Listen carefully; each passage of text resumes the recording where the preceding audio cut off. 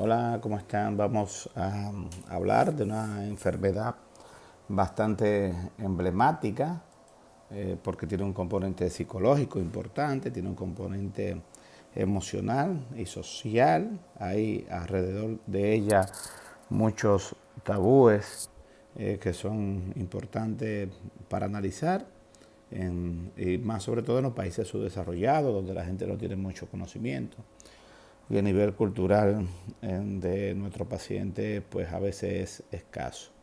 Es sobre la epilepsia y los diferentes tipos de convulsión.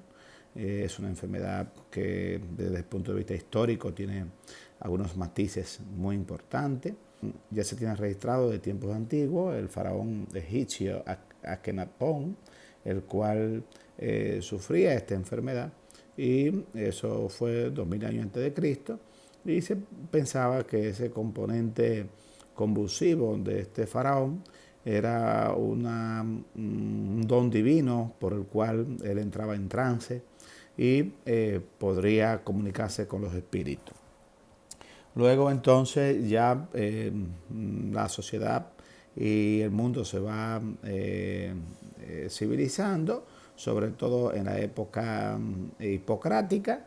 Hipócrates ya define la enfermedad y le da un nombre, le da una connotación y ya se entiende como una entidad patológica. De igual forma, Galeno también la entiende como una entidad.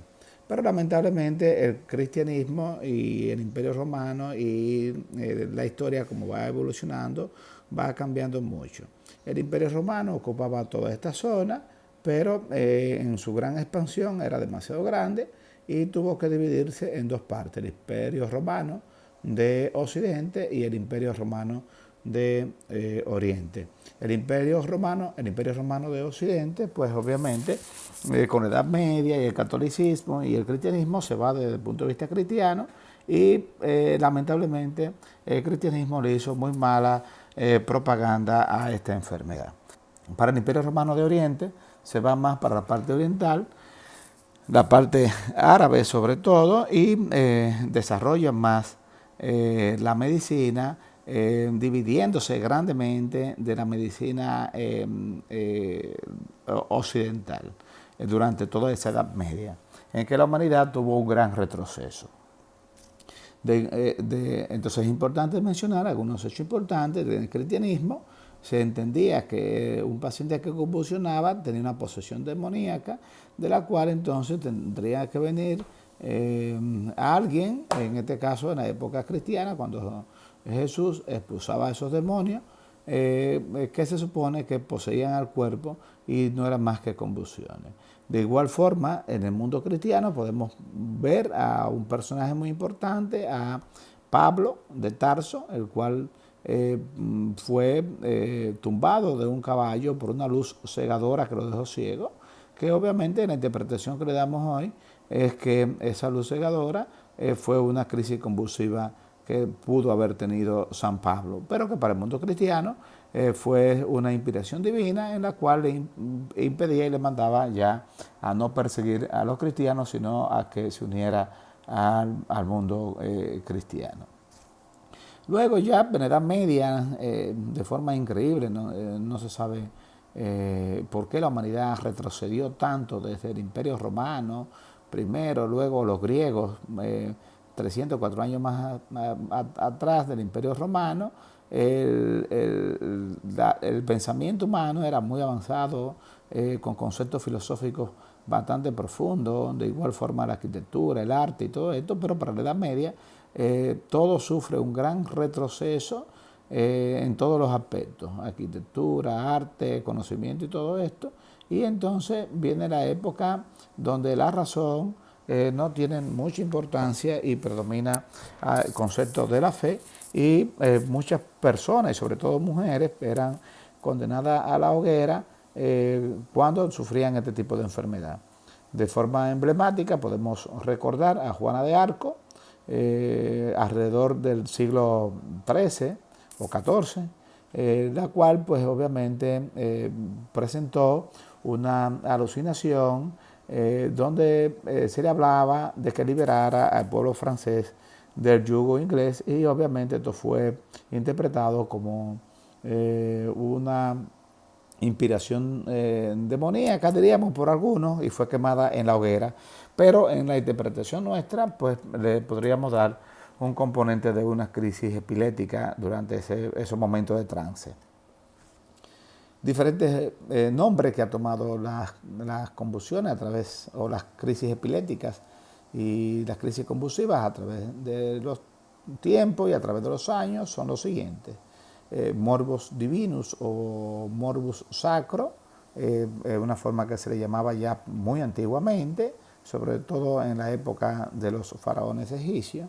Enfermedad comicial fue llamada durante el Imperio Romano, porque los comicios era una reunión que hacían la gente para elegir sus candidatos y sus representantes del pueblo, pero cuando querían suspender por alguna trampa que se hacía en aquella época política, igual como se hace hoy día, cuando querían suspender esos comicios, pues la gente simulaban estas crisis, estos ataques, y se le conoció entonces como enfermedad comicial a estas crisis, a estos ataques que simulaban convulsiones y epilepsia.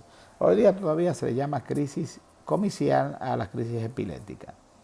También se le fue llamada petit mal a la forma más simple, pequeña, donde el paciente no perdía el conocimiento, solamente movía una parte del cuerpo, y gran mal a la forma tónico-clónico generalizada, donde el paciente podría perder el conocimiento.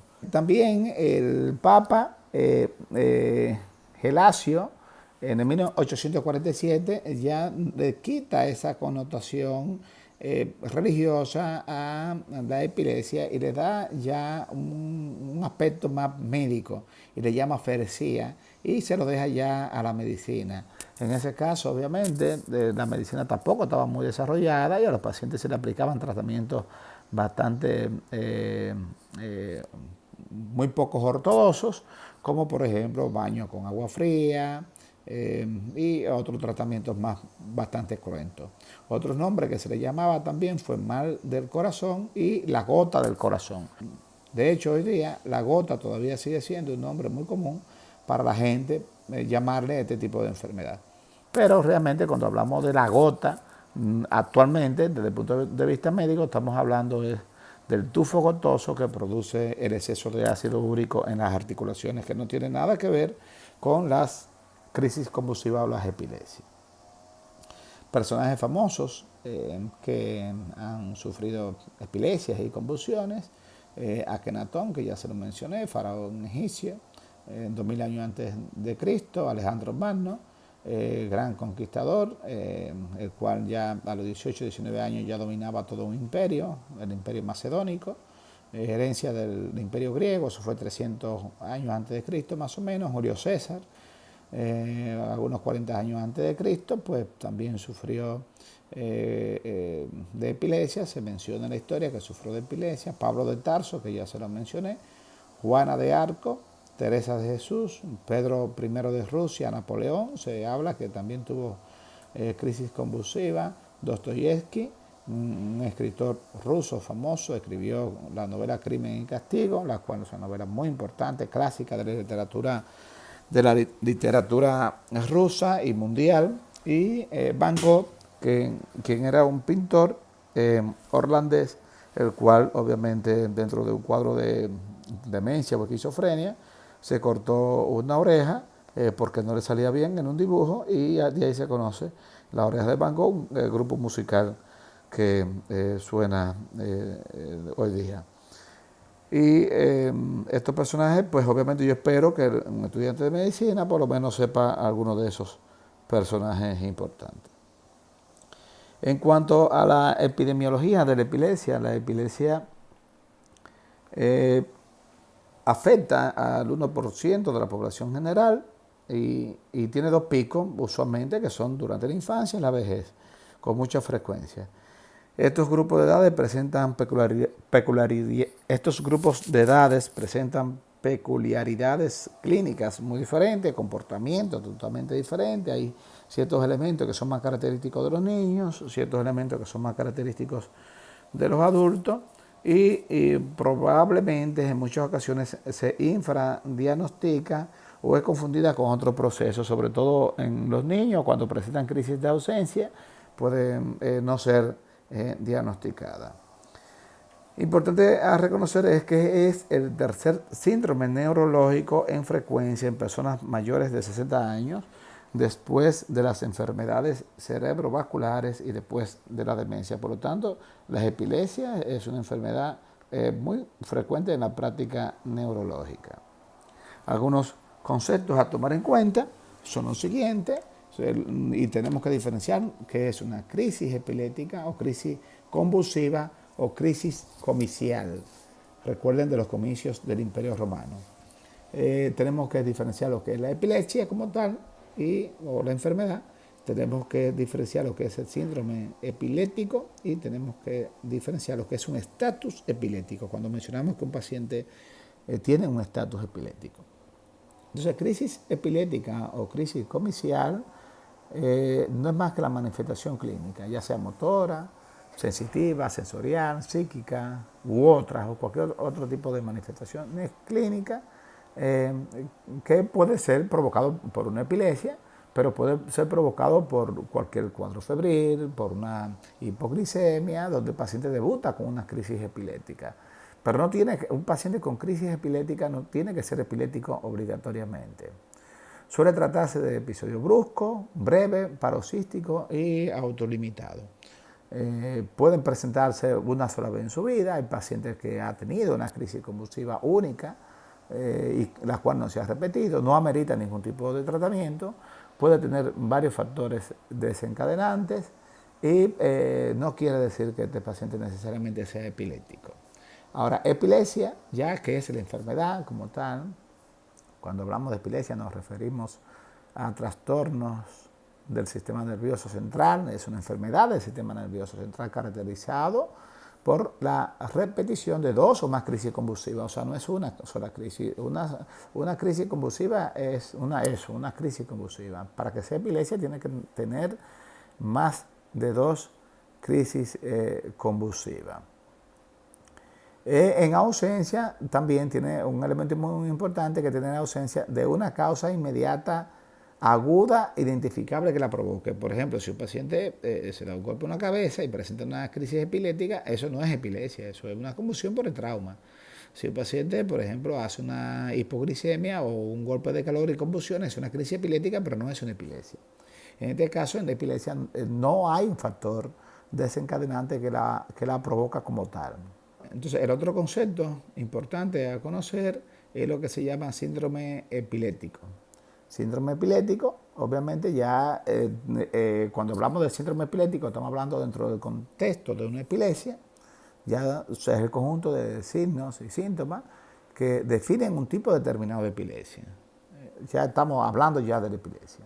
Agrupan a un paciente con características clínicas, electroencefalográficas, etiológicas, fisiológicas, pronósticas, muy comunes, así como situaciones socioambientales y psicológicas que están alrededor de esta enfermedad que se llama epilepsia.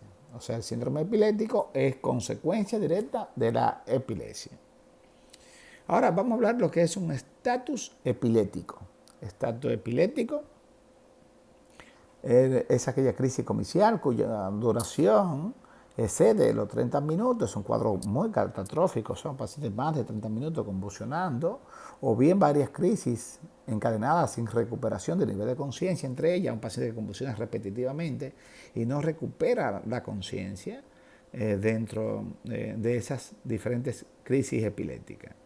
Este paciente con estatus epiléptico bien puede ya tener una epilepsia diagnosticada, la cual pues ha sido maltratada, o que el paciente abandonó el tratamiento, o puede ser unas convulsiones o una crisis epiléptica de nuevo, de inicio agudo por un factor desencadenante, pero el elemento más importante es que el paciente no recupera la conciencia entre las diferentes crisis convulsivas que presenta el paciente.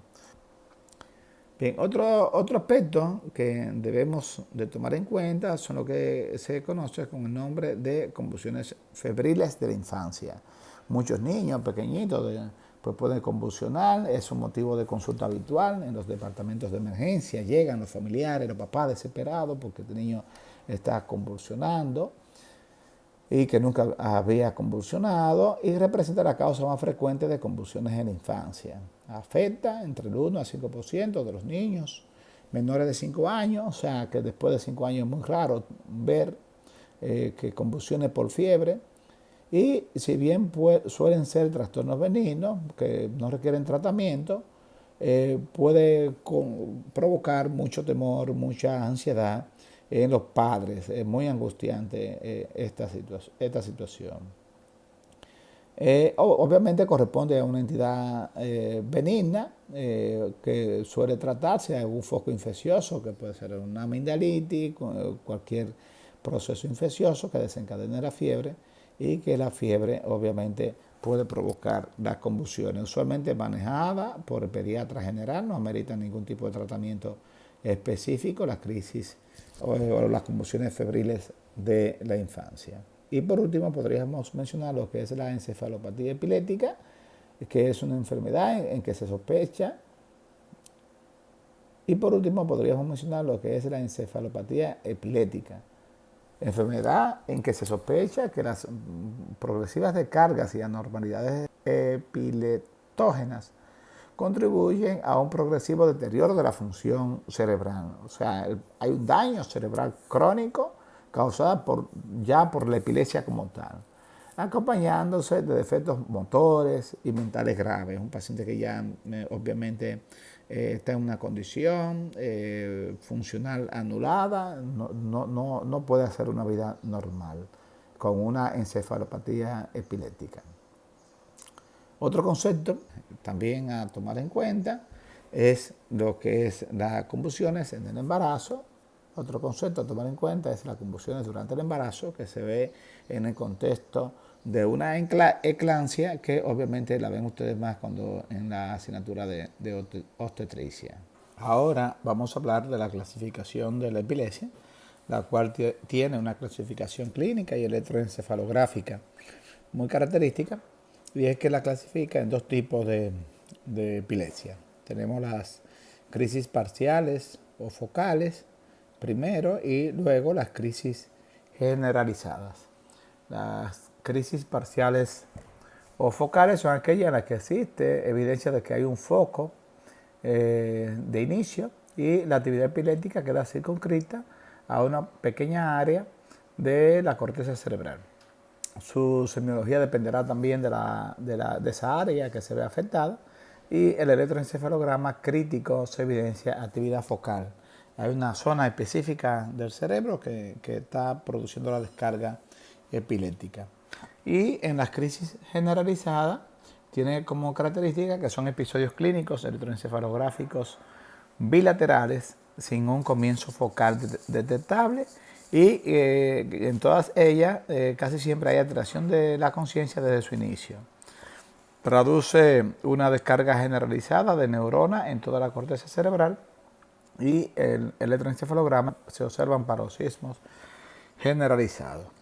Las crisis parciales a su vez tienen una clasificación en crisis parciales simples, crisis parciales complejas y crisis parciales secundariamente generalizadas. Las crisis generalizadas a su vez se clasifican en crisis de ausencia, crisis mioclónicas, crisis tónicas, crisis tónico-clónicas y crisis atónicas. Vamos a hablar entonces de las crisis parciales o focales. La primera de ellas, que es la crisis parciales simple. Estas crisis pues cursa sin alteración de la conciencia. El paciente puede estar despierto durante todo el cuadro, consciente, con los ojos abiertos de todo lo que le ocurre, y tienen una descarga motora, pueden ser motoras sensitivas, sensoriales, puede haber parestesia con alteraciones visuales o alteraciones también hasta del olfato. El paciente puede tener lo que se llama cacofmia, que es una sensación que huele como a cabello quemado o a plumas quemadas.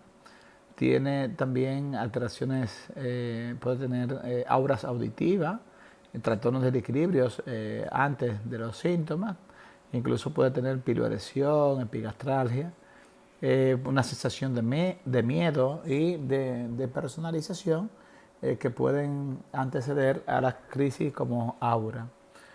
Los síntomas a menudo indican la localización del área cortical donde se origina la descarga, es decir, el paciente puede presentar movimientos bruscos de una mano, rítmicos, que obviamente denota que la zona epileptógena, de acuerdo a los músculos de Penfield, corresponde más a la mano. O en la cara, con una especie de contractura de un lado de la cara, como descargas eléctricas o sensación de adormecimiento en un brazo con alteraciones sensitivas. Las más frecuentes son las crisis faciales motoras, donde hay descarga de movimiento de un brazo o de una pierna, y en ellas los movimientos anormales pueden empezar en una región determinada y usualmente progresan hasta afectar gran parte de la extremidad. Cuando los síntomas típicos de una crisis facial simple preceden a una crisis facial compleja o a una crisis secundariamente generalizada, estos actúan de aviso y se denominan entonces ya aura. O sea, a veces la crisis facial simple puede actuar como una aura ante una crisis de mayor envergadura. Bien, en cuanto a las crisis faciales complejas, ya obviamente lleva otro tipo de connotación, cursa con alteración de nivel de conciencia. Pueden presentarse con alteración aislada o inicial de este nivel de conciencia y comenzar con una crisis facial simple al principio, como aura, como acabamos de mencionar, que en su curso presenta una disminución del estado de alerta. Son frecuentes los automatismos, también hay actos y movimientos estereotipados, involuntarios, como chupeteo, movimientos de masticación o de deglución, frotamiento de la mano de forma exagerada, o actos más elaborados que parecen ciertos movimientos bien estereotipados. Suelen existir recuperación gradual con un cuadro confusional postcrítico. El paciente está perdido, a veces no sabe bien lo que le ha pasado. Y de forma práctica, al alterarse el nivel de alerta, el paciente es incapaz de responder a las órdenes verbales durante la crisis, ni tampoco a comandos visuales cuando estas se dan. No se da cuenta de ellas, no las recuerda perfectamente bien. La mayoría se originan también en el lóbulo temporal y la causa que la provocan es la esclerosis hipocampal, que es una causa muy común de un tipo de epilepsia que vamos a ver a continuación. Bien, en cuanto a las crisis parciales secundariamente generalizadas, son crisis generalizadas que se originan a partir de una crisis parcial simple. Volvemos a lo mismo, que la crisis parcial simple funciona como una especie de aura. O pueden venir de una crisis parcial simple compleja también. Y se propagan hasta afectar ambos hemisferios. Comienzan bien focal y ya entonces se van generalizando. Y son generalmente del tipo tónico-clónica y ocurren más frecuentemente en aquellas crisis con foco en lóbulo frontal, y en ocasiones es difícil distinguir entre este tipo de crisis de una crisis generalizada tónico-clónica primaria.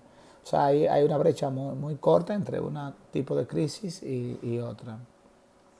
Ya que, y esto es debido a que los testigos de este episodio suelen fijarse más en la fase generalizada, cuando el paciente cae al piso en esa fase tónico-clónica, y ignoran o dejan pasar desapercibidos los síntomas focales que estaban al principio, pero que nadie estaba atendiendo al paciente.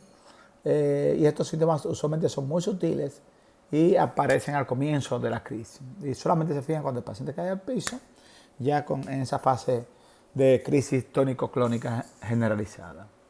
Bien, vamos a hablar entonces de las crisis generalizadas, donde se afectan ambos hemisferios cerebrales. En esta crisis generalizada tenemos varios tipos. Tenemos la primera de ellas, que es la crisis de ausencia, como esta niña aquí, que tiene una crisis de ausencia. Estas son crisis breves y repentinos episodios de pérdida de la conciencia, pero el paciente se mantiene sentado en su silla en la escuela, por ejemplo, en edad escolar, no cae al piso, se queda sentada, con la mirada perdida así como esta niña, con recuperación sin periodo poscrítico, es decir, una vez que pasa la crisis, la niña vuelve otra vez a atender a la profesora que está explicando, simplemente se asentó por breves segundos de su clase, se fue lejos, se perdió prácticamente, y es típico de la infancia y en la adolescencia, con mucha frecuencia. En ocasiones hay trastornos de nivel de conciencia, muy poco frecuente, puede haber signos motores más evidentes en el comienzo y al final de estos episodios, pero es casi siempre la simple crisis de ausencia. En muchos casos de esto pues, puede acompañarse de retraso escolar, hay trastornos de la personalidad, trastornos conductuales, y en este caso de crisis de ausencia con trastornos conductuales y trastornos psiquiátricos, se le llama síndrome de Lennox-Gastaut. Usualmente estos niños pueden que no avancen mucho en la escuela porque cuando hacen esta crisis de ausencia pues se pierden ese momento de explicación. Luego tenemos las crisis mioclónicas. Estas crisis son sacudidas, musculares, bruscas y breves y recurrentes en todas las extremidades. Que puede no existir pérdida de nivel de conciencia, el paciente puede estar alerta o no alerta, pero se mueven las 4 extremidades con movimientos clónicos. Son asimétricos y irregulares, a veces un brazo más que otro, una pierna más que otra. Las crisis tónicas son contracciones de breve duración, el paciente adopta un espasmo típico de los miembros superiores. Hay que diferenciar una crisis tónica de una crisis histeriforme que se da con mucha frecuencia, desencadenada por situaciones emocionales, psicológicas, etc. Cualquier médico en una emergencia se puede confundir en una crisis tónica con una crisis histérica. Ahora, la forma más común, la forma más típica que vemos nosotros es la crisis tónico-clónica generalizada. Estas crisis tónico-clónicas generalizadas son cuadros muy críticos, muy aparatosos, muy alarmantes, que comienza con pérdida de conciencia brusca. A continuación ocurre la fase de contracción muscular, como se ve aquí, hay una fase tónica, donde el paciente se contrae de forma abrupta. Esta fase dura apenas segundos, pero el que la está observando obviamente le parece una eternidad. Posteriormente viene una fase clónica, donde el paciente da sacudidas repetitivas de las extremidades, puede morderse la lengua durante esa fase, con movimientos convulsivos de predominio proximal, periodo de apnea intermitente, el paciente deja de respirar por un breve segundo, hay salivación excesiva, la lengua obviamente está atrapada entre los dientes muchas veces, y esto finaliza entonces con un periodo postcrítico donde el paciente presenta como un cuadro confusional de agotamiento, con flacidez, y en ocasiones puede haber relajación esfinteriana, incluso puede el paciente tener relajación tanto urinaria como fecal. Usualmente se ve más urinaria. El paciente se siente avergonzado cuando ya pasa el estado post-ictal.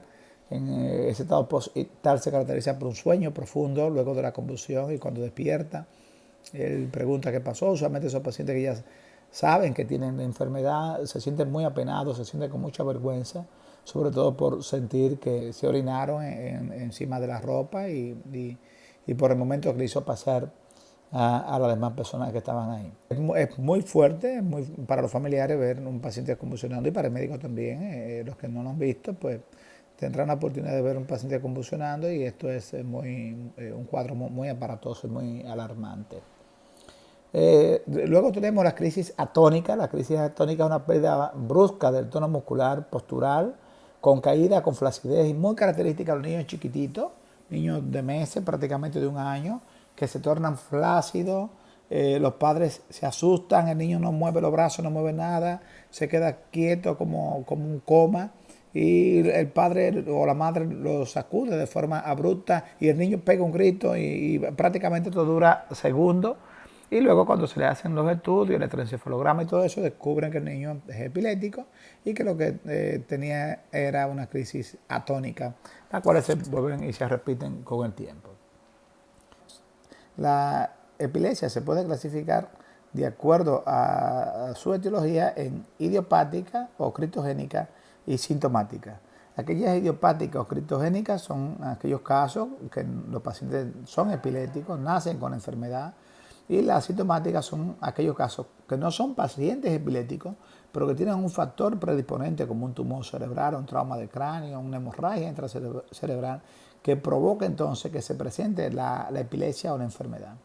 En el caso de la idiopática o criptogénica, usualmente muchos pacientes tienen una esclerosis hipocampal en el lóbulo temporal, se ve recogido el parénquima cerebral a ese nivel, que es el foco epileptógeno de donde se originan estas crisis convulsivas, que por lo general, como dijimos anteriormente, son crisis faciales complejas. La peculiaridad de los pacientes ancianos que tienen epilepsia es que predominan las crisis sintomáticas, es decir, siempre son causadas o por un tumor cerebral, por una hemorragia intracerebral, por un infarto, o como secuela de las enfermedades de microvaso cerebral.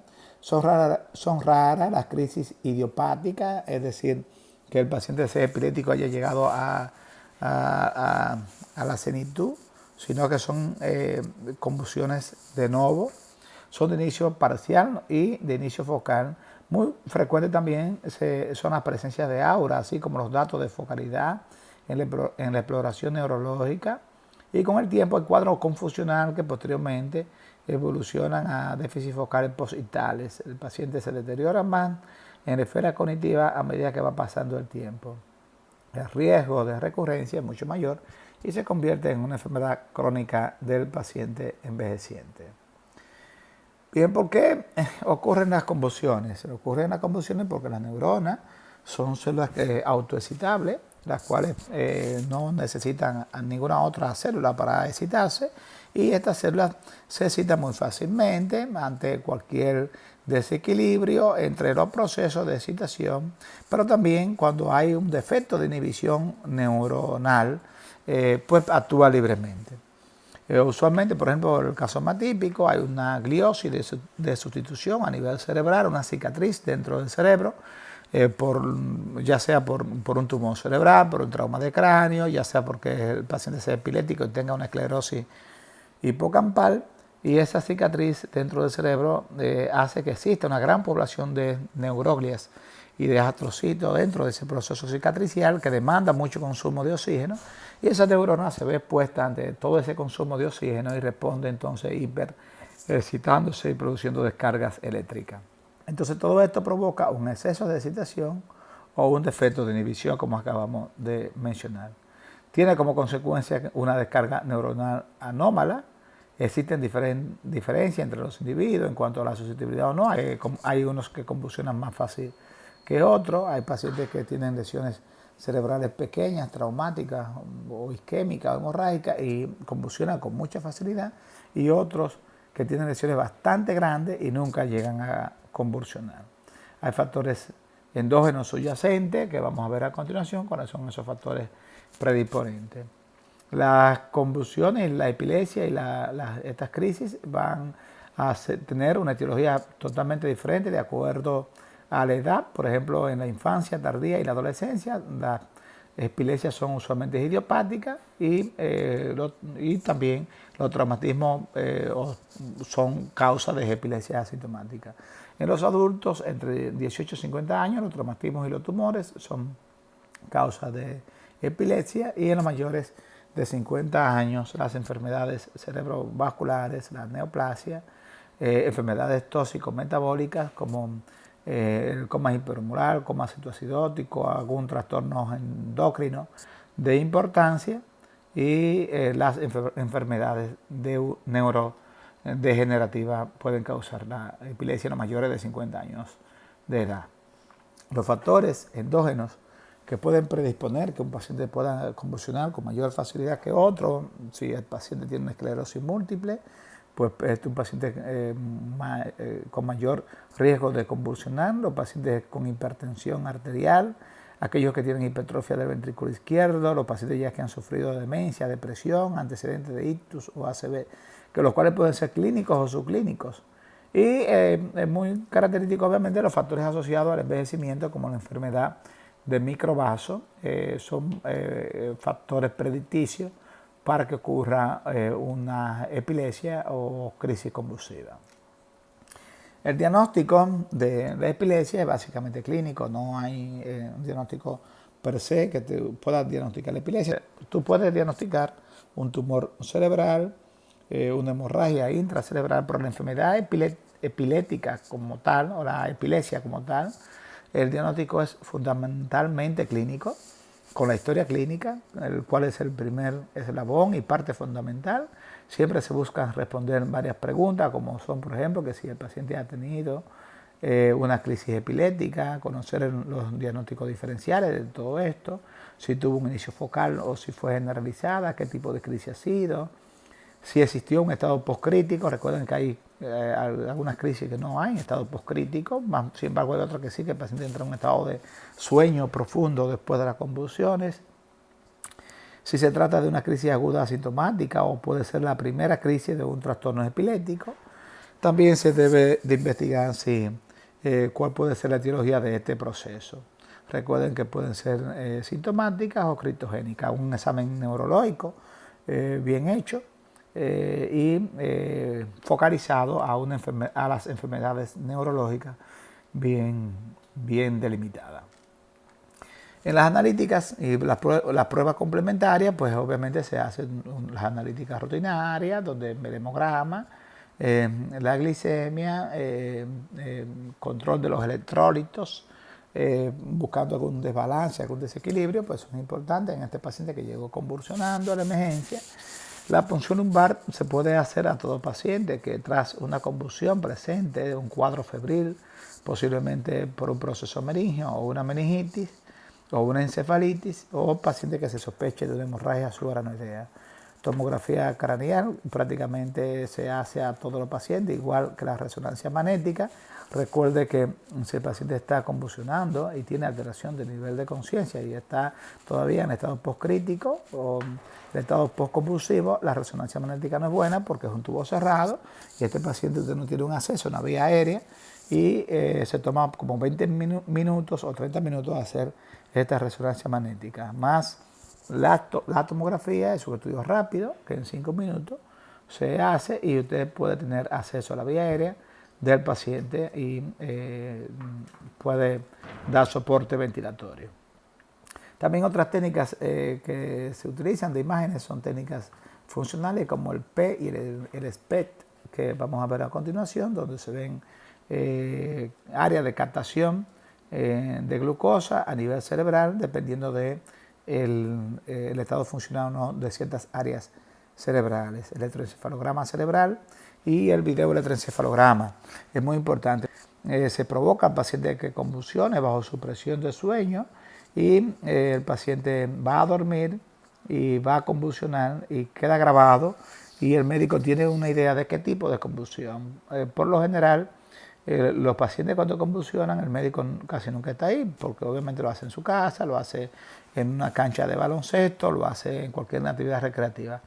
Pero una cosa muy práctica que los médicos estamos utilizando, auxiliándonos de la tecnología, y le pedimos siempre a los familiares que le graben un video cuando presenten las convulsiones, y usualmente cuando llegan a nuestro consultorio ya los familiares ya han grabado el tipo de convulsión y el médico tiene una idea bastante clara. Por lo tanto, los celulares con alta definición modernos pues son bastante útiles para grabar estos cuadros y para que el médico tenga una mayor idea.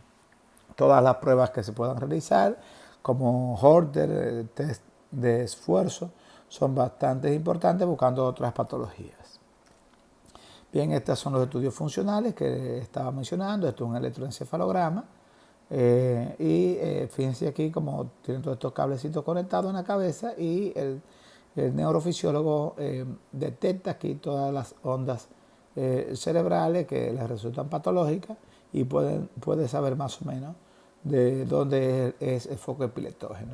Usualmente si esta paciente se pone a dormir o si se induce a que convulsione, pues obviamente el neurofisiólogo puede saber específicamente qué tipo de descarga que tiene y dónde está ubicada esa descarga. El diagnóstico diferencial es bastante amplio de las convulsiones y el médico debe de conocerlo. Incluso van trastornos psiquiátricos, trastornos metabólicos, encefalopatía, cierto trastorno del movimiento, síndrome de la pierna inquieta, por ejemplo, puede simular una convulsión, un síncope o un simple desmayo puede simular una convulsión. Recuérdense que ciertos trastornos histéricos, donde el paciente está en una fase tónica, dura, espástica, puede simular una crisis tónica. En cuanto al tratamiento, el tratamiento va enfocado a 3 aspectos importantes. Primero son medidas no farmacológicas. Segundo, tratamiento farmacológico y anticonvulsivante. Y tercero, la cirugía para aquellos casos donde hay muy mal control o aquellos casos que son farmacoresistentes. En cuanto a las medidas no farmacológicas, el médico que esté asistiendo a un paciente que esté presentando una convulsión debe de proteger a este paciente de que no se traumatice, acomodar la cabeza para que no se la golpeen, defender la vía aérea, quitar todo esto que se pueda lastimar durante la crisis, despejar la vía aérea. Usualmente estos pacientes, si son crisis tónico-clónica, la lengua está atrapada entre los dientes, hay que tratar de que suelte la lengua. Se puede usar cualquier objeto, es muy común que utilice un bajalengua envuelto en una gasa para entrar entre los dientes para que esta lengua no quede maltratada y no sufra luego otro tipo de problemas. Y con respecto al tratamiento farmacológico anticonvulsivante, el objetivo es obtener un mayor control completo de la crisis sin efectos secundarios. Asegurar una buena calidad de vida, que el paciente pueda hacer su vida normal, pueda seguir siendo activo. Hay que tomar en cuenta también que hay que tratar las crisis convulsivas y el estatus epiléptico aparte, porque la crisis convulsiva y el estatus epiléptico son situaciones diferentes. O sea, una cosa es un paciente que llega convulsionando a la emergencia, ya sea con una crisis convulsiva o ya sea un estatus epiléptico, y ya sea tratar ya la epilepsia cuando va al consultorio, cuando va ya el paciente sin convulsionar a la consulta del médico. Ante una crisis convulsiva o un estatus epiléptico, lo primero que debe hacer el médico, como medida farmacológica, es administrar diazepam a dosis respuesta por vía endovenosa o por la vía que se tenga disponible, parenteral, anal o lo que sea, intramuscular, como sea. Usualmente, si el paciente llega convulsionando con la primera dosis de diazepam endovenoso, con equipo, con una mariposita, pues ya obviamente el paciente deja de convulsionar y entra entonces en un estado de post-crítico o con un sueño profundo del cual despierta a unos cuantos minutos, avergonzado, apenado, etc. Y el médico tiene que estar ahí para orientarle, para decirle lo que pasó, lo que ocurrió y darle el apoyo necesario. Pero si no responde, obviamente, con el diazepam y administrando más diazepam a dosis respuesta, se puede administrar varias ampollas y no pasa nada. Entonces se lleva al paciente a lo que se llama un coma inducido, con ventilación mecánica, con un tubo endotraqueal y tiopental sódico. Para este caso ya se necesita la ayuda de un intensivista, de un anestesiólogo para intubar a este paciente y conectarlo a un ventilador. Ya es algo mucho más serio. Pero en esta primera fase de la administración del diazepam, puede hacerlo ya el médico general en cualquier unidad de atención primaria donde se encuentra. Si responde al diazepam, seguir con tratamiento endovenoso de dosis alta de epamín o difenilhidantoína o de levetiracetam endovenoso. Puede ser 100 miligramos de difenilhidantoína cada 8 horas o 500 miligramos de levetiracetam cada 12 horas. Y ya obviamente se le asigna a un médico especialista para que siga el manejo y el control ambulatorio. Hay algunos aspectos importantes a tomar en cuenta en las epilepsias y en la crisis convulsiva, como son que ante una crisis convulsiva de nuevo, que nunca se había presentado, un paciente que convulsionó por primera vez, sin etiología clara, no se debe de iniciar ningún tipo de tratamiento anticonvulsivante. Cualquier paciente puede convulsionar por un golpe de calor, por un desequilibrio hidroelectrolítico, puede convulsionar un niño por fiebre, y esto no quiere decir que hay que condenarle la vida entera administrándole medicamentos anticonvulsivantes. Tratar la primera crisis, si existe lesión estructural cerebral o si ocurre 2 o más crisis, no provocada en un periodo de tiempo bastante corto. En este caso sí, obviamente se debe iniciar tratamiento. También otro aspecto importante es que no se recomienda tratamiento profiláctico, es decir, tratamiento preventivo en pacientes con tumores cerebrales, con traumatismo craneal, con ACV, que nunca han convulsionado. Aunque algunos neurólogos dicen que sí, que hay que ponerle para evitar las convulsiones, pues el concepto general es que si no ha convulsionado no hay necesidad de condenar a este paciente a medicarse de por vida con medicamentos que no le va a traer ningún beneficio. Se debe de empezar con tratamientos que sean monoterapias, que sea un solo medicamento, con dosis lo más baja posible, e incrementarlo lentamente, gradualmente, de acuerdo a la respuesta de este paciente. Si existe mal control clínico con tratamiento prescrito, siempre hay que descartar mal cumplimiento terapéutico. Usualmente los pacientes dicen que se tomaron el medicamento y no se lo tomaron, a veces son renuentes, porque entienden que esto es un medicamento que lo están condenando a una vida afiliada, agregada, atada a un medicamento, y no quieren verse en esa situación.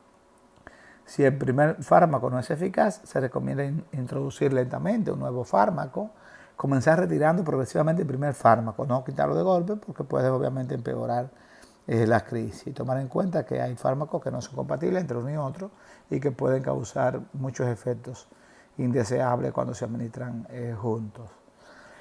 En cuanto a los fármacos, tenemos los clásicos y los más nuevos, ya que no son tan nuevos realmente, pero bueno, aquí los ponemos los nuevos, los clásicos, lo que se conocen históricamente, el fenobarbital, que ya no viene endovenoso, pero viene todavía en jarabe para niños, la fenitoína o difenilidantoína, que con nombre comercial de Pamin o Dilantin, es el anticonvulsivante más popular, más conocido, que obviamente se vende en las farmacias de Promese, lo toman los pacientes de escasos recursos económicos, porque es muy barato, pero tiene varias complicaciones el uso excesivo de este medicamento, como son, por ejemplo, el sangrado gingival, muy frecuente en los pacientes que se medican con Dilantin o Epamin.